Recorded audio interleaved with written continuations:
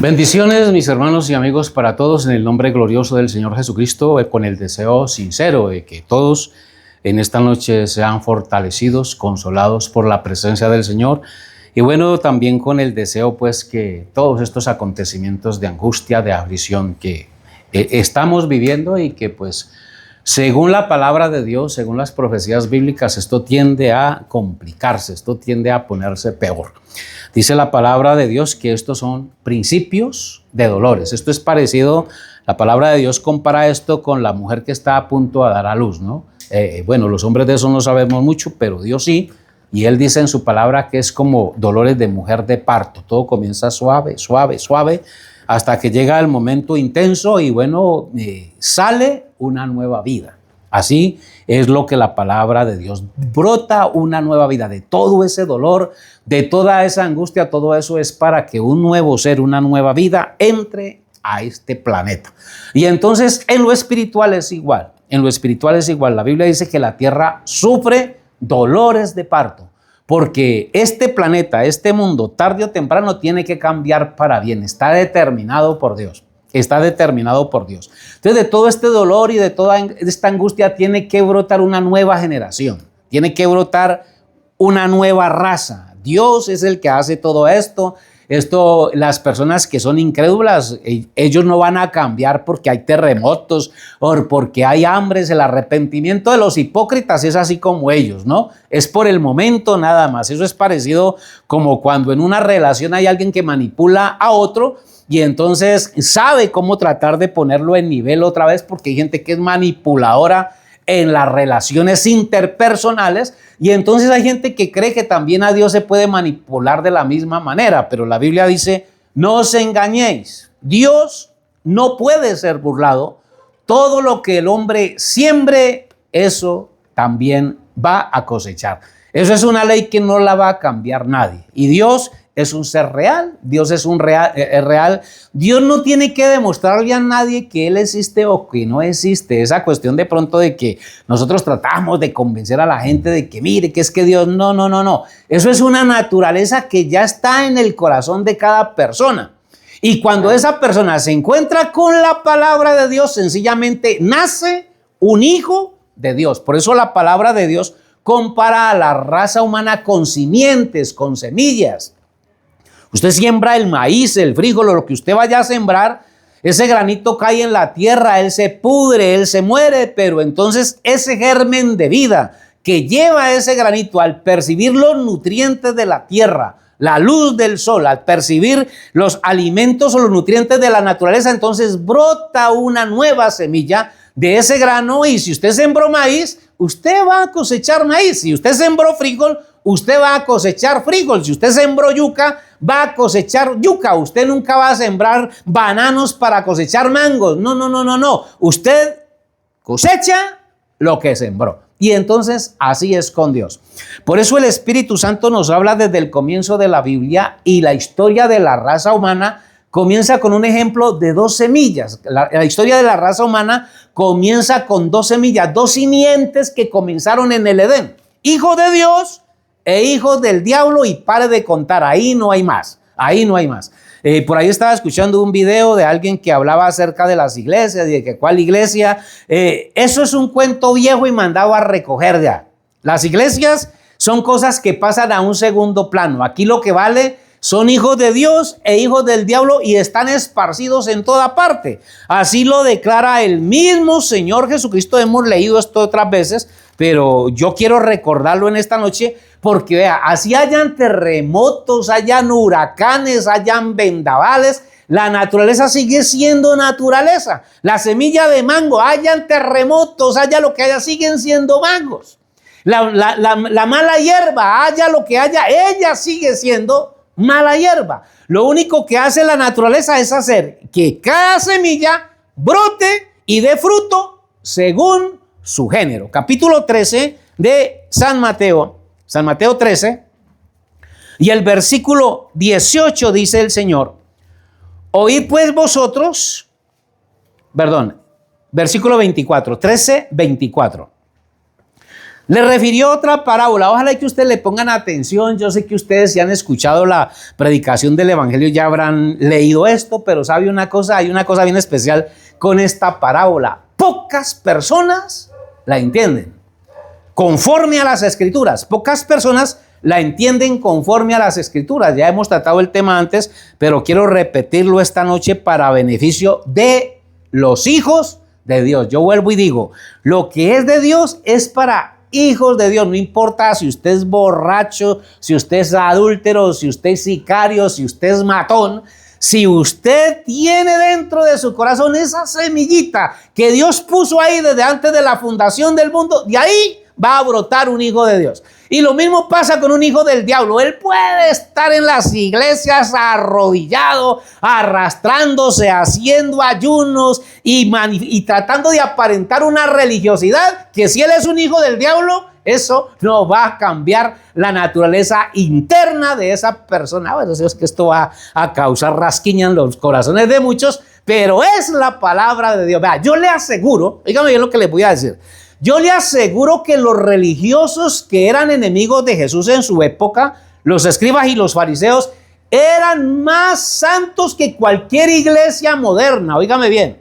Escribas y fariseos eran más santos que cualquier religioso de cualquier iglesia. Llámela católica, pentecostal, mormona, testigos de Jehová. Esos escribas y fariseos de allá eran más santos que esos personajes hoy. Y el Señor Jesucristo les dijo que ellos eran hijos del diablo.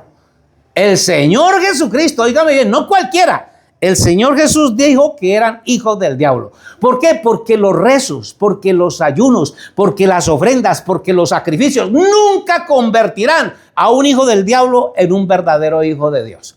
Es una naturaleza que la conoce Dios. Y por lo menos eso es lo que quiere decir esta escritura. 13:24 de Mateo. Le refirió otra parábola diciendo: el reino de los cielos es semejante a un hombre que sembró buena semilla en su campo. Pero mientras dormían los hombres, vino su enemigo y sembró cizaña entre el trigo y se fue. Cuando salió la hierba y dio fruto, entonces apareció también la cizaña. Vinieron entonces los siervos del padre de familia y le dijeron: Señor, ¿no sembraste buena semilla en tu campo? ¿De dónde pues tienes cizaña? Él les dijo: un enemigo ha hecho esto. Y los siervos le dijeron: ¿quieres pues que vayamos y la arranquemos? Él les dijo: no sea que al arrancar la cizaña arranquéis también con ella el trigo. Dejad crecer juntamente lo uno y lo otro hasta la siega. Oiga bien, las dos cosas crecen hasta que maduran, hasta que llega la siega, es decir, hasta que llega el tiempo de recoger el fruto. Y al tiempo de la siega, yo diré a los segadores: recoged primero la cizaña y atadla en manojos para quemarla, pero recoged el trigo en mi granero. Hasta ahí la parábola. Pero el mismo Jesús explica la parábola si saltamos al verso 36. Vamos al verso 36 del mismo capítulo. Entonces despedida la gente, ojo con esto, entonces despedida la gente, entró Jesús en la casa y acercándose a él sus discípulos le dijeron: explícanos la parábola de la cizaña del campo. Yo quiero que notemos que Jesús da la parábola delante de todo el mundo. Todo el mundo escuchó la parábola. Todo el mundo oyó que habían dos sembradores, ¿cierto? Todo el mundo oyó que habían dos semillas, que una era cizaña y que la otra era trigo. Pero no dijo Jesús más nada a la gente. La gente se fue. Verso 36, despedida la gente, entró Jesús en la casa y acercándose a él, sus discípulos le dijeron: explícanos la parábola de la cizaña del campo. Es decir, no entendimos. Si no entendieron los discípulos, la gente que se fue, menos. Bien, ¿qué quiere decir esto? Que el propósito de Dios, que el plan de Dios es un plan íntimo con sus hijos. Una cosa habla usted delante de todo el mundo y otra cosa la habla usted con sus hijos, con sus íntimos, en su casa. Así es Dios. Y entonces vamos a lo que dice Dios a sus íntimos, a sus hijos, a su familia. Así que si usted no me entiende este mensaje, qué pena con usted, pero algo tiene que suceder. Respondiendo, entonces despedida la gente, entró Jesús en la casa. Y acercándose a él sus discípulos le dijeron, explícanos la parábola de la cizaña del campo. Aclaro, óigame bien, aclaro. Están hablando con Jesús, están hablando con el Señor, están hablando con el Salvador, están hablando con el fundador de esta fe, con el fundador de este cuerpo que es su iglesia. Respondiendo él, les dijo, el pastor de pastores les dijo, el que siembra la buena semilla es el Hijo del Hombre. El campo es el mundo. Entonces en este mundo hay sembrada buena semilla, ¿sí o no? La buena semilla son los hijos del reino, es decir, los hijos de Dios. Oiga, qué tremendo esto, ¿no? La buena semilla son los hijos de Dios. ¿Dónde están esos hijos de Dios? En el mundo. ¿En qué parte del mundo están esos hijos de Dios? Están en toda parte. Están en las cantinas, están en los prostíbulos, están en las iglesias, están en las cárceles, están en los lugares altos de gobierno, están en todas partes. Los hijos de Dios. Y la cizaña son los hijos del malo. Ahora bien, ¿el trigo y la cizaña fueron sembrados en el mismo campo, sí o no? ¿Cierto que sí? Entonces los hijos de Dios estaban en el mundo y los hijos del malo también están en el mundo. Verso 39. El enemigo que la sembró, ¿quién es? El diablo. La siega es el fin del siglo. Y los segadores son los ángeles. Es decir, los encargados de segar, de cultivar, son los mensajeros de Dios. La palabra ángel quiere decir mensajero. Bien. De manera que entonces aquí la palabra de Dios nos deja claro que hay dos semillas en este mundo, no más. Sáquese de la idea que yo soy pentecostal, que yo soy católico, que yo soy testigo de Jehová. No. Deje esas bobadas, tire eso a la basura y pregúntese, ¿soy hijo de Dios o soy hijo del diablo? Así de sencillo. Eso es lo que usted tiene que saber. Verso 40. De manera que como se arranca la cizaña y se quema en el fuego, en lo natural, así será en el fin de este siglo. Enviará el Hijo del Hombre a sus ángeles. Recogerán de su reino a todos los que sirven de tropiezo y a los que hacen iniquidad. Y los echarán en el horno de fuego. Allí será el lloro y el crujir de dientes. Entonces los justos resplandecerán como el sol en el reino de su Padre. El que tiene oídos, oiga, dice la palabra de Dios. Bien, entonces nos quedamos aquí con la parábola y la pregunta que nos hacemos todos, bueno, ¿y cómo hago yo para saber que soy un hijo de Dios? A mí me gusta mucho hoy día cuando se quiere comprobar la paternidad de un hijo, hay algún padre que tiene un hijo y entonces se hace una prueba de ADN, ¿no? Y en esa prueba de ADN califican los científicos que un 99 punto no sé qué registra que su ADN es del mismo, del papá, y entonces eso asegura que ese niño es de la persona o no es de la persona si no coincide el ADN. Pues así es con Dios también. ¿Cuál es el ADN de Dios? El ADN de Dios es esta Biblia, es esta palabra. Esta palabra, un hijo de Dios puede estar metido donde esté. Usted por eso escucha gente en el bazuco, en la droga. Yo conozco sicarios, yo conozco paramilitares, yo conozco militares que han sido sanguinarios, que han sido malos, pero cuando ellos oyen este evangelio, esta palabra los transforma. Y mientras ellos estaban en el mundo eran unas fieras, eran unas bestias, resulta que esta palabra los convirtió ahora en unos corderitos mansos que hoy andan predicando y anunciando este evangelio de la salvación. Esta palabra llega al borracho Igual llega el religioso de la iglesia donde esté engañado bajo tanto sistema religioso, tantas mentiras, tantas falsas doctrinas, pero cuando él lee esta palabra, escucha esta palabra, la entiende, inmediatamente brota un hijo de Dios. Y no importa qué tan arraigado y qué tan lleno de basura religiosa esté por dentro,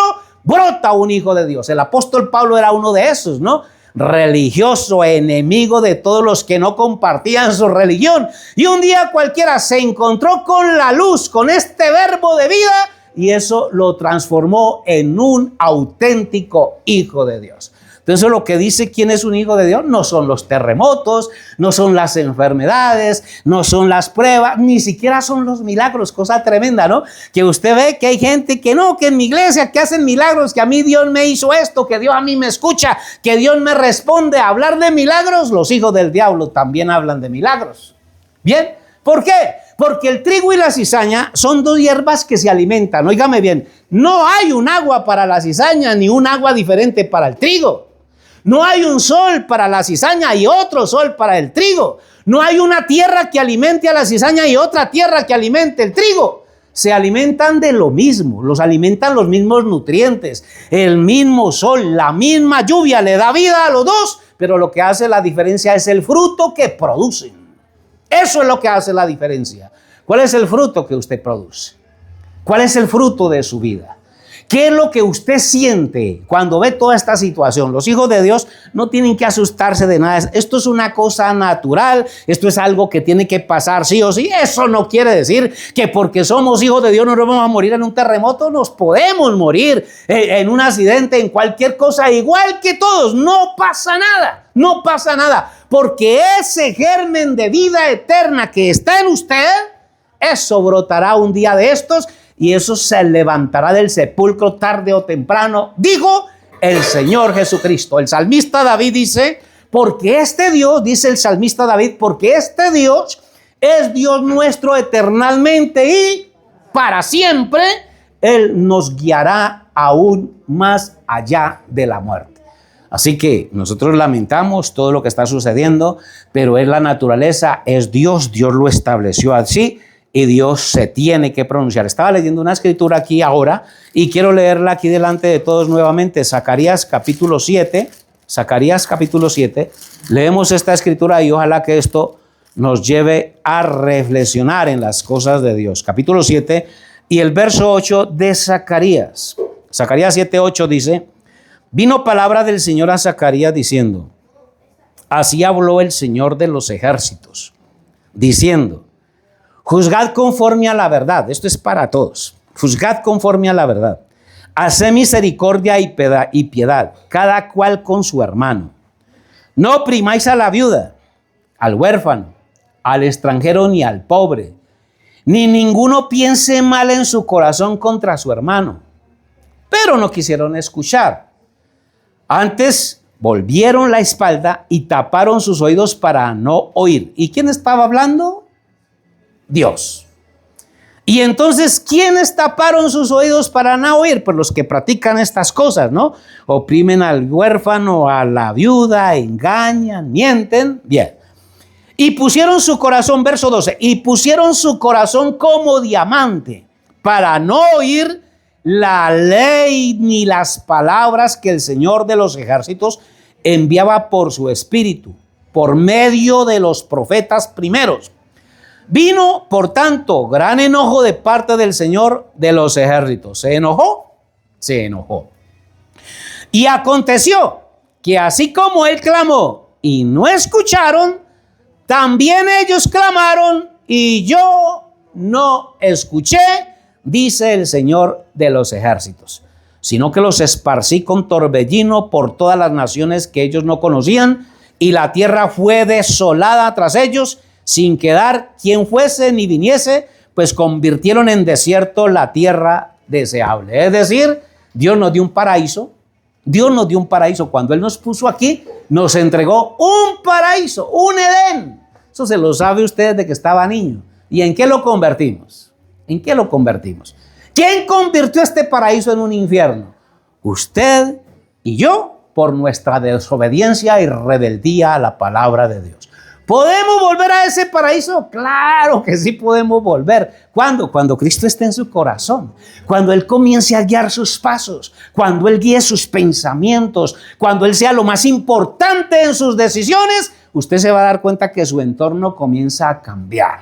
Todo comienza a cambiar, porque es natural que cuando se echan fuera las tinieblas, entonces entra a reinar la luz. Cuando se echa fuera la mentira, tiene que entrar a tomar posesión la verdad. Y al contrario, cuando usted le da permiso a la mentira, al engaño, a la hipocresía y todo eso, pues la verdad se queda fuera. Así que usted decide si Dios y la vida o Satanás y la muerte. Dios le bendiga y hasta la próxima.